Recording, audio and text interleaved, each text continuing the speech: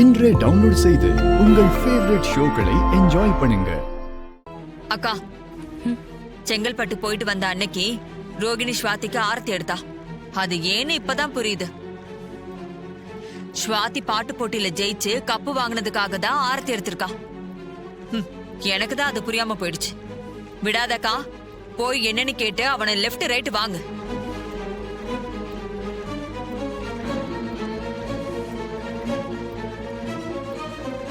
அம்மா, நான் பாடினது உங்களுக்கு பிடிச்சிருந்துச்சா? எல்லாரும் பாராட்டினாங்க, நீங்க எதுவுமே சொல்லலையே. இந்த ப்ரோக்ராம்ல நீ எப்படி கலந்துக்கிட்ட? உன்னை யாரு கலந்துக்க வச்சா?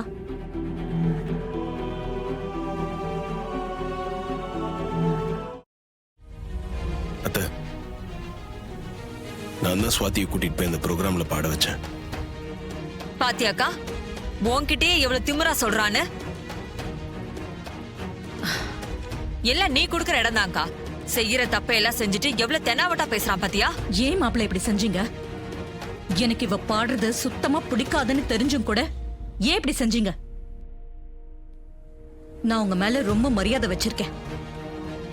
நீங்க பொய் சொல்லி இவளை இப்படி பாட்டு போட்டிக்கு கூட்டிட்டு போவீங்கன்னு நான் கொஞ்சம் கூட எதிர்பார்க்கவே இல்லை. அத்தை, நான் உங்களை ஏமாத்தணும்னு எதுவும் செய்யல. ஸ்வாதிக்கு பாட்டு பாட ரொம்ப பிடிக்கும். அவ இதுல பெரிய ஆளா வரணும்னு நினைக்கிறா. அதுக்கான திறமை அவகிட்ட இருக்கு. அதை நம்ம என்கரேஜ் பண்ணா அவ பெருசா சாதிப்பான்னு எனக்கு நம்பிக்கை இருக்கு. அதுக்காக தான் இதை நான் செஞ்சேன்.